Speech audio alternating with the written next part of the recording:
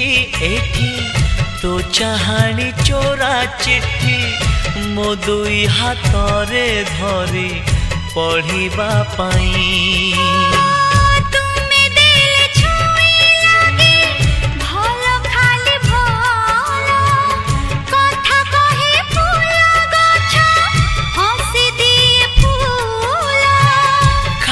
खाली लगे एठी सब तुम बिना तो आखी मो आईना।